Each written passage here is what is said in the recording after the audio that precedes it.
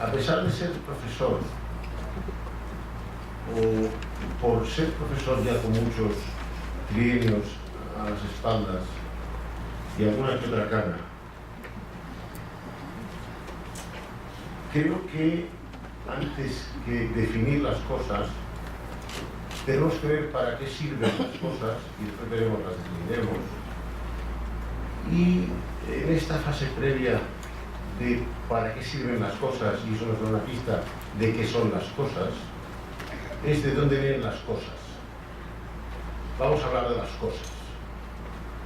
Las cosas aquí son proceso penal y teoría del delito.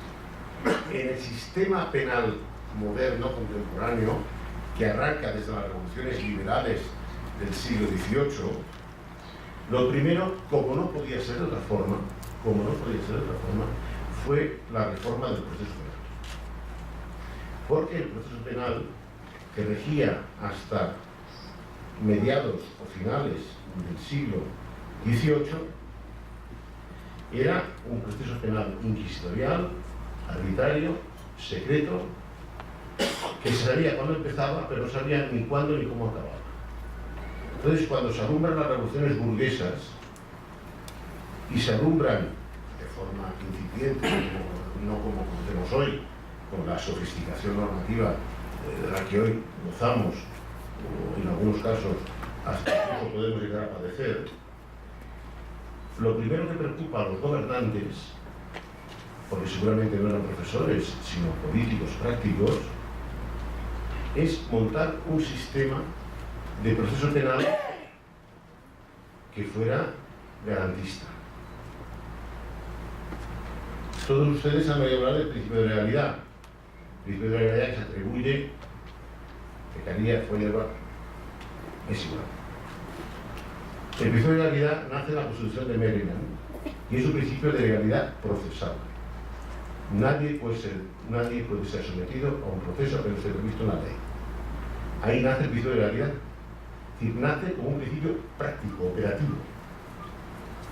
Después se fue creando por las diferentes evoluciones de cada estado, de cada sociedad, doctrinales de este tipo, del otro, del que fuere, se fueron creando lo que podríamos llamar las teorías del delito, que se han alumbrado en diferentes, no hay una, sino que hay varias, alumbradas en función de las condiciones de cada sistema o de cada familia de sistemas jurídicos vigentes.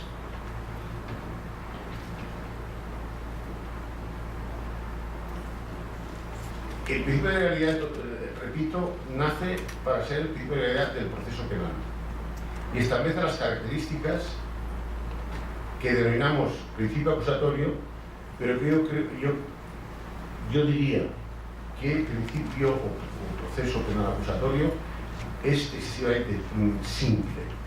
A mí me gusta más el proceso debido, el due process of law. Me parece más completo conceptualmente, porque abarca por lo menos separar acusación y juzgar, eso es principio acusatorio, separar acusación y juzgar, igualdad de armas, oralidad y presunción de inocencia. Entonces, el principio acusatorio es una de las modalidades del derecho al proceso debido, al proceso inspirado en la ley, tal como reconoce por primera vez la Constitución de Maryland, el proceso establecido por la ley. Y ahí están esas garantías. Después se ha ido añadiendo el derecho a revisión, o sea, las apelaciones, el derecho al recurso. El principio acusatorio supone no solamente ser acusado y juzgado por diferentes organismos que no tengan nada que ver unos con otros, sino también el derecho, dentro de la igualdad de armas, a interrogar a quienes me acusan, a poder desmontar las pruebas de la acusación. Por lo tanto, esa igualdad en este terreno se sitúan en el mismo plano la acusación y el acusado. ¿Por qué se sitúan en el mismo plano? porque el acusado es presumido inocente hasta el momento de la condena, si se produce. Si se produce.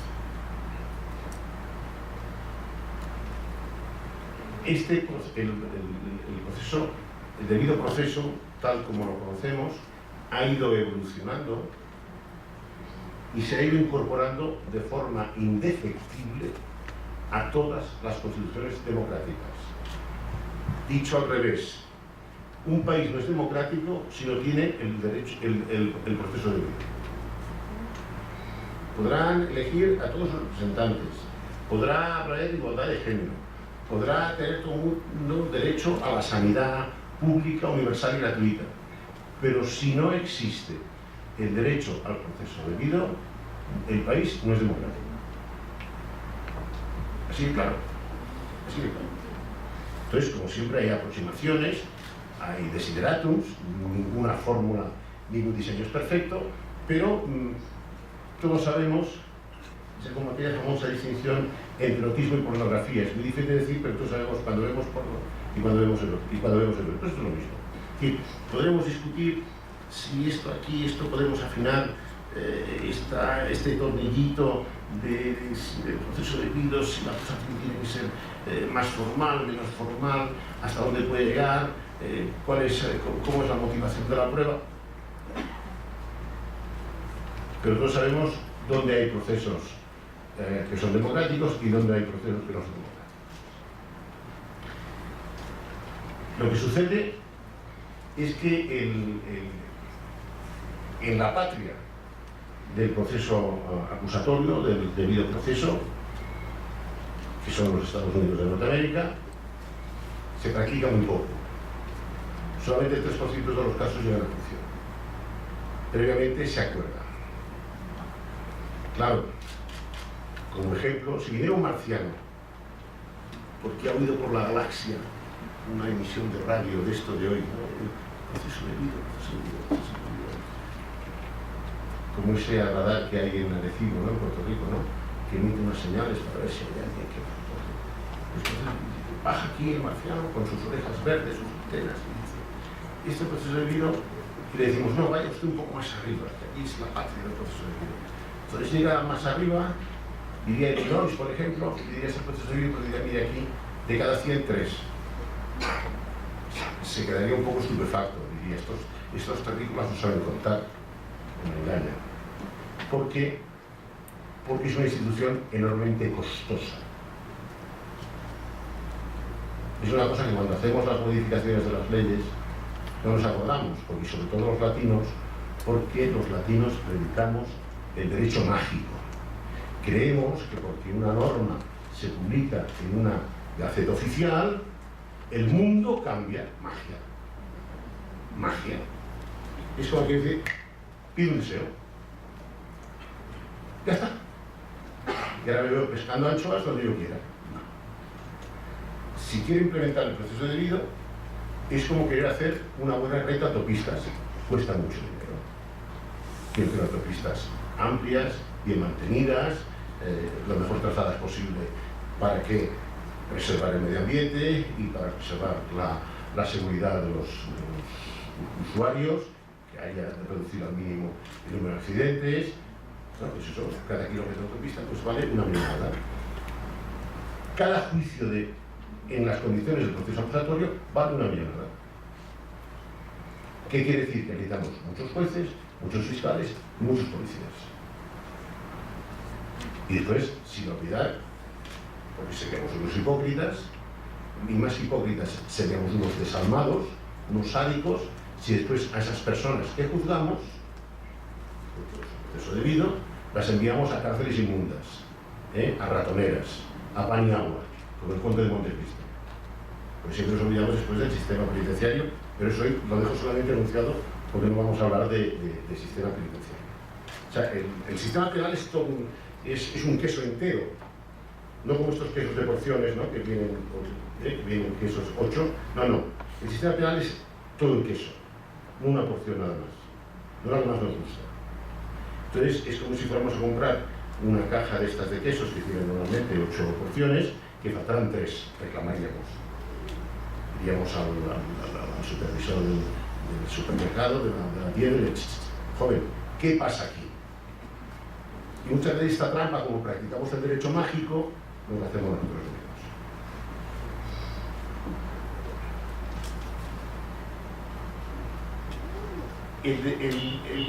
El proceso de Guido ha ido fundamentalmente en dos direcciones. Primero fue hacia Europa y después ha bajado hacia Latinoamérica. Con adaptaciones, traducciones, complicaciones, por lo que sea, pero se está instalando, se está imponiendo en el mundo. Entonces, al llegar a Europa, que es la experiencia que, por razones obvias, yo más conozco, al llegar a Europa se encontró con unos señores, esto también es muy europeo, de empezar a veces la casa por el tejado, hacer un gran sistema jurídico,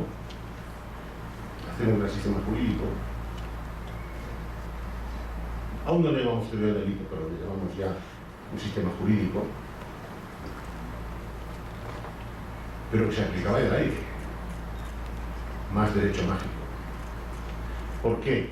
Porque el sistema de aplicación de leyes prácticamente no había cambiado del absolutismo al liberalismo.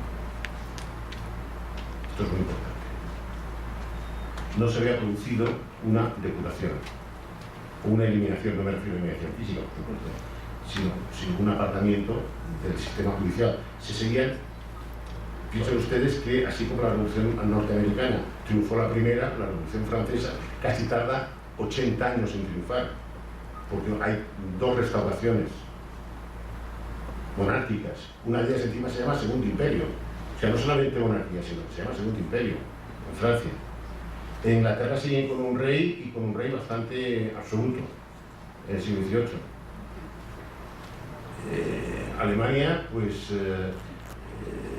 son más de 100 entidades alemanas, entidades estatales soberanas, están más preocupados por su unificación o su no unificación, porque unos no querían ser alemanes, pero no alemanes a partir de circunstancias. Italia, entonces caso lo mismo, y España pues es un gallinero enorme sin orden ni concierto, refiriéndose a los países más importantes. Así todos los juristas se empiezan a preocupar a crear un sistema. Y entonces, en vez de ir a lo práctico, quizás porque era difícil, porque no había el apoyo político, o no se veía la plataforma política necesaria para hacerlo, idean sistemas jurídicos referidos al derecho sustantivo. Es decir, la codificación, fundamentalmente, en Europa es codificación del derecho sustantivo. Pasa lo mismo en derecho civil. La codificación es fundamentalmente codificación de derecho sustantivo. Y sobre ese derecho sustantivo es sobre lo que se trabaja y se constituyen las teorías. Porque no lo olvidemos, tanto la teoría del proceso debido como la teoría del delito reposan sobre el derecho positivo. No hay otra forma de hacer teoría. Yo estudié un libro, la carrera de Derecho, de un profesor, no voy a decir el nombre porque hay una serie de nombres que arrastran epidemias y no sé si ustedes se acordaran del nombre y tuvieran la tentación de ir a la biblioteca y mirarlo. No voy a decir el nombre. O sea, si les prevengo de este virus, ya sé que no caerían, pero por si acaso, hay que ser prevenidos y practicar cierta sepsis intelectual. Díganme lo que quieran de derecho penal, parte general, parte especial, penas. Por ejemplo, legítima defensa. Capítulo lección 26. Legítima defensa. Explicaba la legítima defensa, qué es la legítima defensa, los asirios, los romanos. Y al final, si cada capítulo tenía, pongamos, 20 páginas, las dos últimas páginas de hechos canónicos. O sea, 18. Como si hubiera una legítima defensa mágica también, que del cielo, como el maná, y que en cualquier momento Dios nuestro Señor, o todos los santos, la Virgen María, le iba a hacer descender. Y bueno, esto es porque es parte general. Por ejemplo, en algunos países la legítima defensa se considera un derecho natural y no está legislada. y se aplica, es decir, vamos a los delitos concretos, la estafa, el homicidio, el robo, el delito que ustedes quieran. Vamos a la estafa, 20 páginas. La extravagancia de los romanos, no sé qué, porque la invasión fenicia, y al final 2 páginas sobre la regulación de la estafa. Claro, así es como lo han operado mucho nuestros juristas. En este aspecto los alemanes nos sacaron ventaja y empezaron a hacer sobre su derecho, la teoría del delito a final del siglo XIX, principios del XX. Claro, la teoría del delito es una formidable arma intelectual para analizar y estructurar la legislación penal. Especialmente el Código Penal, que no es la única, pero es la más importante. Tanto es así que ese sistema dogmático, que no es formal necesariamente, como el de los von Litz, esta cosa nace entre Winding, digamos que es la derecha, y von Litz, que es la izquierda, para internarnos en términos actuales, uno está interesado por la teoría criminal, el otro no. O sea, es decir, ¿qué hay después de lo? ¿Qué hay antes y después del estudio de la ley y de las consecuencias de la ley? Eso se estudió, von Litz lo estudió, el primero que lo estudió. Winding esto lo interesó a mí, pensaron las opiniones de las normas. Entonces, se constituye un arsenal intelectual formidable para desentrañar todos los entresijos y estructura del sistema penal, en este caso alemán, que era sobre el que se montó. Eso enseguida genera, porque los movimientos intelectuales no ocurren en campanas de cristal, sino la gente viaja, se conoce. O sea, aunque no hubiera internet, la gente viajaba y se conocía y se leían libros de otros autores. O sea, no crean ustedes que solamente hay contactos desde que hay redes sociales. O sea, hay un mundo antes de Twitter. Pero muchísimo antes, ¿eh? Los romanos no tenían Twitter. Y los romanos dominaron el mundo. Los ingleses dominaron medio mundo sin Twitter. En la India tenían 3.000 soldados, en la India. Sin Twitter. No, a veces parece... Entonces, los intelectuales de un sitio conocían lo que hacían los intelectuales del otro. Esto pasa, obviamente, en los proyectos artísticos se ve perfectamente, ¿no? La influencia francesa, la influencia alemana, la influencia americana, sin haber ido necesariamente esa persona ni a Francia, ni a Alemania, ni a América. Y entonces esto ocurre enseguida como la pólvora, porque es un sistema muy cerrado que da muchas soluciones. A veces el error es creer que una determinada teoría da soluciones a todo. A todo nada da soluciones. No existe. Esa herramienta perfecta que dé solución a todo no existe. Eso también, es decir, las construcciones intelectuales, pues tenemos que ser modestos, pero llegan hasta donde llegan. Cosas que ahora fuera del derecho. Pero bueno, esto es el derecho. ¿Vale? En el mundo de las ciencias naturales. La física atómica explicará perfectamente el mundo antes de Galileo. La explicó durante más o menos 1500 años. Y el mundo funcionó. Pero viene Galileo y Kepler y cambian el mundo de la física. Con leyes aceptables. Después viene Newton y se inventa, bueno, se descubre lo de la gravedad. Cambia el concepto, cambia el concepto del mundo. O sea, el concepto después que tenemos la gente normal, que no somos científicos, que no estamos trabajando en un laboratorio, el mundo cambia, claro. Al final viene Einstein, que hace la ley de la relatividad mientras era funcionario de la oficina de patentes de Zúrich.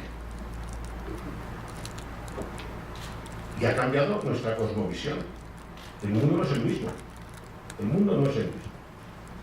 O sea que incluso que leyes que parecían naturales, las descubrimos y parece que el mundo ya queda ahí fijo, petrificado, resulta que cada 200 años, o cada 300, viene un señor o una señora que nos dice, eso no es así. Ya está Hawking con los agujeros, negros, rojos, negros, no sé qué. Bueno, eso cambia forzosamente.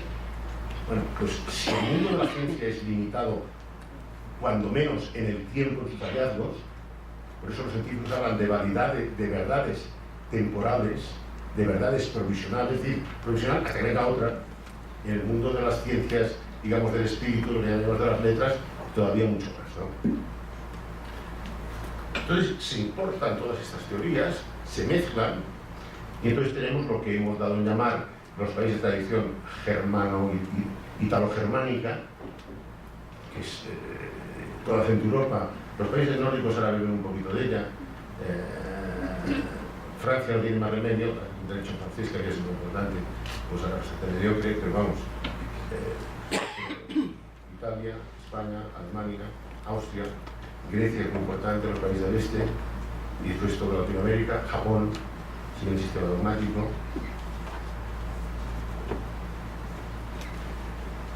Que montan el estudio de su legislación y montan su legislación conforme a la teoría del delito. Entonces, con el tiempo, sobre todo después de la Segunda Guerra Mundial, los dos sistemas, como si fueran capas tectónicas, se juntan. Un sistema terriblemente pragmático, el sistema norteamericano, lo que me interesa es resolver el juicio, las garantías del juicio público, incluso llevado al extremo con el juicio por jurado. Ustedes saben que no tiene jurado, ¿no? No tiene jurado médico, ¿no? Pero que el principio acusatorio, el culmen es con jurado. Es decir, un debate sobre un hecho presuntamente criminal delante de mis iguales, que serán los que me juzgarán. Eso ya es el máximo, el top one de, no top ten, el top one de. Y en cambio, en Europa, y la parte influida por Europa de Latinoamérica, creamos un sistema de una teoría respecto a qué es delito, qué no es delito, pues bastante sólida, muy coherente, donde nos entendemos muy bien todos, sabemos lo que es la acción, lo que es la tipicidad, vemos qué es la culpabilidad, por qué se produce, analizamos político-criminalmente también por qué se da eso, proponemos, por ejemplo, uno de los grandes avances que da Europa es la cuestión del estado peligroso y las medidas de seguridad. Además, se genera un movimiento que culmina en relativamente poco tiempo en reformas legislativas importantes, sólidas, pero en cambio seguimos teniendo un sistema procesal que yo diría que quien lo ha visto y quien lo ve, el que tenemos hace 50 o 60 años y el que tenemos ahora, con todas las diferencias que ustedes quieran para cada país, porque el artículo 2 de cada código es fruto de la tradición jurídica de ese país. Es lógico, es lógico. Tradiciones jurídicas que se deben a multitud de factores, económicas, sociales, económicas, incluso si queremos raciales. Y tenemos ese choque, digamos, yo diría que no choque, sino que es una cosa que me gusta, a mí personalmente me gusta, y yo no creo en las puras razas. Las puras razas para las carreras de caballos. Ahí sí que tenemos que tener un caballo que sea perfecto, que tenga todos los saberes. Las personas y las obras sociales, cuanto mejor mestizaje, mejor. Cuanto más mestizaje, mejor, porque eso es lo que nos enriquece, ¿no? Y entonces, alguien lo ve como un choque, yo creo que es un mestizaje. Llegamos, sobre todo en Europa, a tener el sistema acusatorio con la teoría del delito. Y lo combinamos. Sobre todo en Europa continental, me refiero. Digo, y los nórdicos, con su independencia conceptual, pero también beben un poco de eso. Ellos han aportado mucho al terreno de la política. En cambio, así como en Europa se ha definido perfectamente bien en la teoría del debido proceso, en el sistema angloamericano la teoría del delito no ha prosperado. Pese a que hay, no de ahora, en los últimos 50 años, más o menos, coinciden, mediados de los 60 y los 60, movimientos académicos importantes para construir una teoría del delito.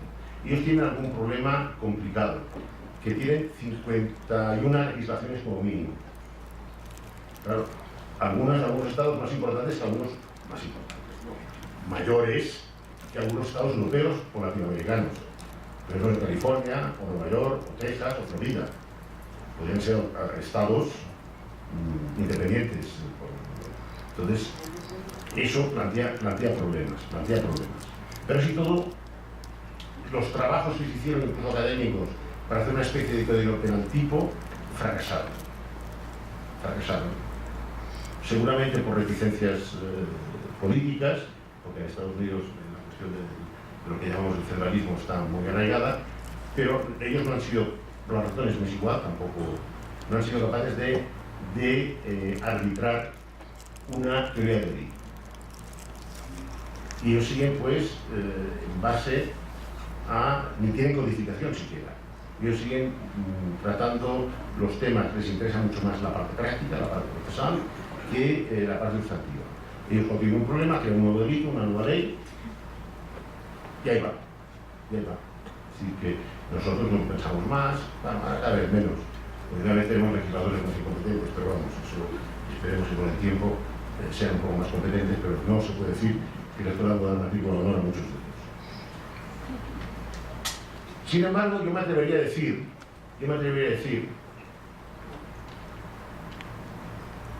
que una serie de cuestiones que plantean problemas en el mundo del solo debido proceso, en el mundo de la teoría del delito y el debido proceso, combinados, se han resuelto mejor. Por ejemplo, todos los temas yo diría fundamentalmente me centraría en tres cuestiones. Después habría que ver figura por figura. Pero yo me centraría en tres o cuatro cuestiones. La primera, muy importante, la imputación objetiva, que es una de las piezas fundamentales de la nueva teoría del delito, nueva de los últimos 40 años, es esencial para la limitación del campo de la antipublicidad y huir de la cualificación por resultado. Eso es decir, nosotros ya no hablamos de las teorías de la causalidad en nuestros libros, ni en las sentencias hablan de las teorías de la causalidad, hablan de la imputación objetiva. En cambio, el derecho anglosajón, que está basado fundamentalmente en el proceso, sigue practicando la teoría de la causalidad. Entonces, les salen unas sentencias absolutamente desproporcionadas. Porque todo es causal de todo. Porque la causalidad pertenece al mundo de la física, no del derecho. La causalidad me la explica el perito. La causalidad es un juicio de valor jurídico, un juicio inferente. Y eso, en la teoría del delito, lo tenemos bastante bien perfilado.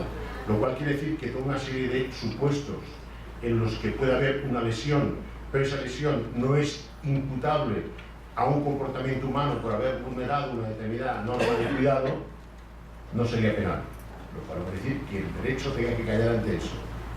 Pero para eso tenemos el derecho civil, el derecho de daños, tenemos otras ramas.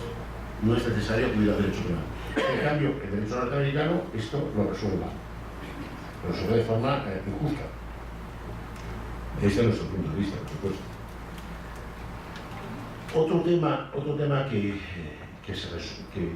nosotros tenemos, yo creo que bastante mejor resuelto, es el tema de la combinación de autoría y participación, coautorías o los diferentes grados de participación que distinguimos entre. O sea, primero, por un lado, diferentes tipos de autorías, la coautoría, autoría directa, autoría inmediata, por un lado, grado de autor, o sea, el máximo responsable, y después, debajo, y además nosotros le atribuimos el carácter de subsidiario, y que si no hay autor, ellos no pueden ser responsables. Todos son causas de exclusión de la punibilidad. Tenemos las otras formas de participación, inductores, cooperadores necesarios, y no sé si a ustedes tienen aún la figura de los encubridores.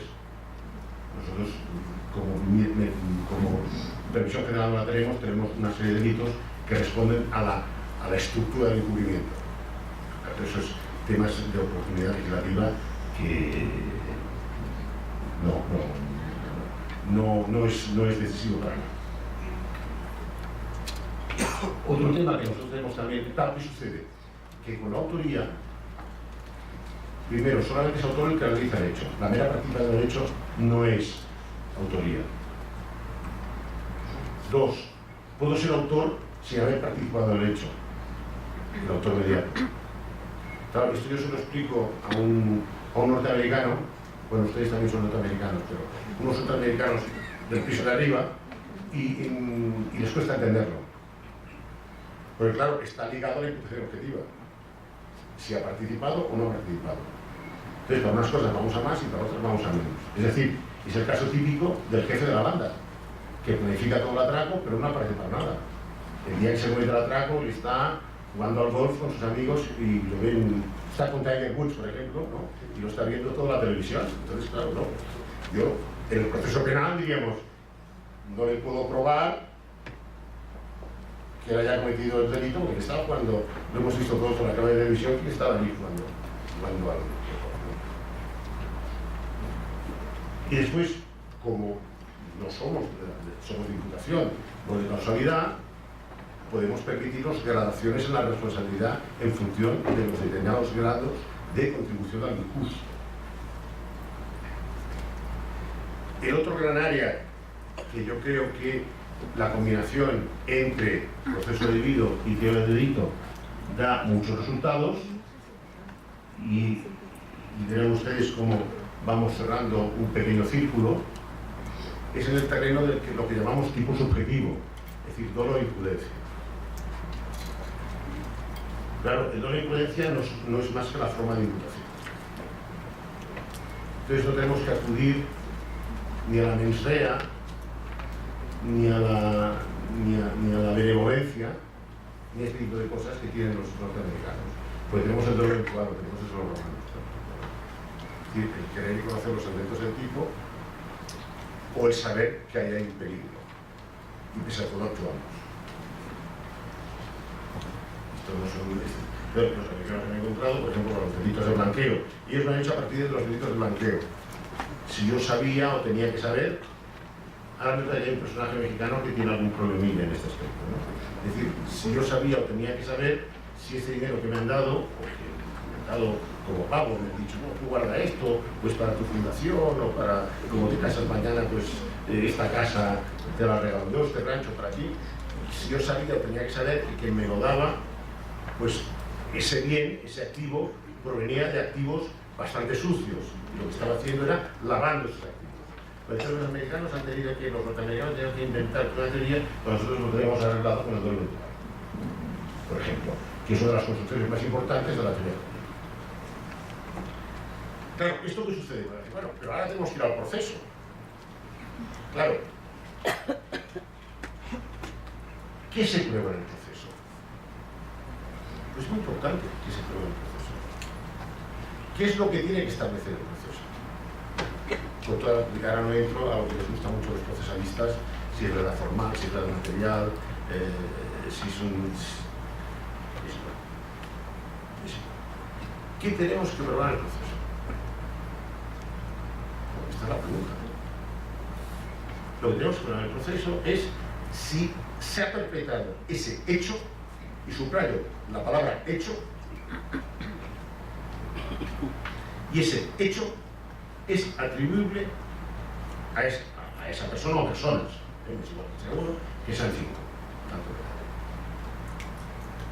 Porque el tema de la culpabilidad, salvo que sea en casos de imputación, o sea, de fin de imputación, es decir, menores, dementes, etcétera, insuperable, no entro en la eso forma parte del juicio de culpabilidad, que es diferente. Pero también habrá que tendrá que ser lo que no prueba. Y la pena es una consecuencia jurídica, no se prueba la pena. La pena viene en el código y el juez pone la pena, el tribunal pone la pena en función, o sea, es el sumando, ¿no? Es el resultado de los diferentes sumandos del juicio. Vamos a ver qué quiere esto de probar el hecho y su autoría. Claro, ¿cómo sabemos qué es un hecho?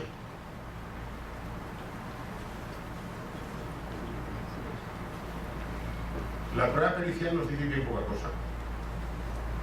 La prueba pericial nos dirá si esa persona murió envenenada o no, pero no nos dice quién lo envenenó. Y no nos dice si quien lo envenenó lo quería envenenar o no. Por ejemplo, no nos dice si yo, que soy una persona, como todo el mundo sabe, inocente, limpia y pura de alma, alguien que diga lo contrario. Entonces, como todo el mundo sabe que es una persona limpia y pura de alma, Pues a mi suegra, los cafés que yo amorosamente le preparo por la mañana, en vez de ponerle azúcar, le pongo doble dosis de matarratas, porque los carros se me han confundido. Eso el perito no me lo va a decir. Eso solamente lo sé aplicando la teoría técnica. Es decir, mediante montajes, inferencias, engranajes, si quieren martingadas jurídicas. Pero eso el perito no me lo va a decir. O sea, el proceso penal necesita a veces de la prueba, a veces no. De la prueba me refiero a la prueba física, a veces no, muchas veces sí, y muchas veces muy compleja. Pero no me permite sacar inferencias jurídicas. Ya digo, una cosa tan simple como es, tenemos una muerte, no me dice el perito si esa persona la he matado yo o no. Ni si la quería matar o no. Si yo estaba equivocado o no. Si yo estaba demente en ese momento o no. Eso no me lo dice. Yo voy a acudir a la teoría. El caso famoso que ponemos siempre el cazador. Se equivoca uno, están varios cazadores en una montería, van por unos rumbos, y entonces alguien dice, pues, ciervo, por la palabra que se diga, yo nunca he ido a cazar, ni me interesa lo más mínimo. No me interesa. Y entonces se mueven unos arbustos, ¡pam! Y resulta que el otro cazador, que se movió.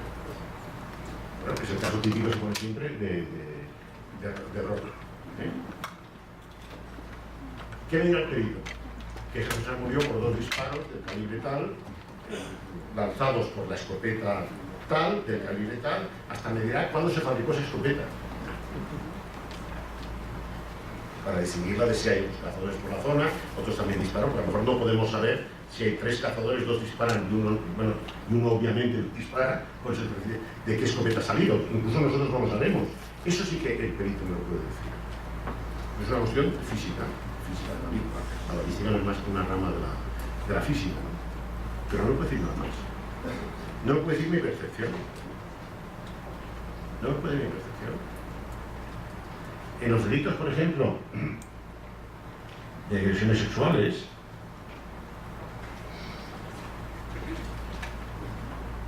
el perito no me puede decir si hubo consentimiento o no hubo consentimiento de la víctima. La víctima le va a decir, yo no consentí. El presunto agresor me dirá, consintió. Pero como somos listos, pero había señales de violencia. Es que me pidió que le diera marcha.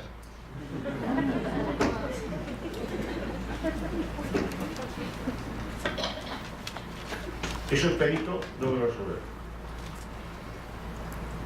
¿Cómo tengo que ir? Pues tengo que ir, en este caso, mediante la inferencia de unas determinadas circunstancias. Y a veces ¿qué pasa? Que la gente es inocente. Aunque lo hayan acusado, la gente es inocente. Es curioso, ¿eh? Aunque sometamos a la gente a proceso, ¿ves que no sabe mal? Cuando tenemos a alguien sometido a proceso, lo queremos acabar condenando. ¿Okay? Y es que la presunción de inocencia no nos la podemos. Titular de periódico. Ayer el Tribunal de Sonora absolvió a los violadores. Que hay un error de concepto. Si los absolvió, pues son violadores, y si eran violadores, el Tribunal prevaricó. Y el que tiene que ir a la cárcel son los miembros del Tribunal. Claro, eso es la prevaricación, ¿no? Entonces, esta dicotomía que se plantean ustedes entre teoría del delito y proceso acusatorio, yo creo que es una teoría, es una dicotomía que es inexistente. Son 2 elementos absolutamente necesarios para la constitución de un derecho o de un sistema, porque no solamente de derecho, de un sistema penal democrático, que tiene que es el hilo, el nervio, si quieren, el nervio conductor de todo el sistema penal. El sistema penal empieza ya con la policía, con las averiguaciones prejudiciales, hasta llegar con la ejecución de la condena si hay condena. O sea, es un nervio que lo preside en cada fase con mayor o menor intensidad. Obviamente, la policía, pues cuando recibe una llamada de que alguien va metido en un coche violentamente, no va a estudiar el elemento subjetivo del delito de detenciones y va a calificar si es delito de detención ilegal o es un secuestro o es una desaparición. Eso no lo puede saber en ese momento, para eso iniciamos un proceso. Otra vez se puede saber, pero en la fase de instrucción, tanto en la parte que le corresponde al Ministerio Público como la parte que le corresponde al Juez de Garantías, ya tenemos que afinar más. Por ejemplo, si hablamos de la investigación, sean indicios que corroboran la versión de que sigue siendo inocente, pero tenemos ahí delante. Y en el juicio oral y público, claro, es la máxima expresión de la combinación de las dos digamos, ramas, de los dos brazos del sistema penal. En un juicio justo, con todas las garantías, con prueba legítima, es decir, para desvirtuar la presunción de inocencia, solamente se puede desvirtuar mediante prueba legítima, en un juicio público, oral, contradictorio, aplicaremos lo que toque en cada caso de poner un delito y aplicaremos cada caso lo que toque de determinar la prueba, porque, por ejemplo, dos homicidios, que bueno, por un no, pero como hablamos del hecho, fíjense que no utilizamos la palabra delito, hablamos del hecho, el hecho que nosotros vemos cuando vemos el periódico, ¿no? Ha pasado esto ayer en Ciudad de México, en Reforma, ¿no? Esto es un homicidio, esto es un asesinato. Ya lo veremos. El hecho es que ha muerto una persona. Ese es el hecho. Y ese hecho lo vamos encarnando, le vamos dando como la plastilina que utilizan los chavales en la escuela primaria, ¿no? Le van dando forma, se va encarnando. Y para eso necesitamos, para que el resultado final sea razonablemente justo, fíjense, no de justicia absoluta, razonablemente justo, para que después tengamos con una seguridad bastante, como dicen los alemanes, rayana en la certeza de que a quien condenamos lo hemos condenado bien, y condenarlo bien quiere decir condenarlo a la pena adecuada, no una pena que satisfaga instintos de venganza, porque justicia no es venganza, la gente dice es injusto porque me han dado la razón, no es eso. Entonces, porque la teoría del delito está diseñada, y esto no lo olviden, con esto voy acabando porque si no me estoy pasando, me van a reír porque me voy a pasar del tiempo. Y no quiero pensar en tarjeta roja, no, pero tampoco amarilla, porque tengo que jugar mañana, el domingo tengo que jugar el clásico y no quiero llegar a molestar. Les decía, la teoría del delito, antes yo la he puesto como una teoría muy dogmática, muy formal, muy fuera un poco del mundo. Sí, pero no.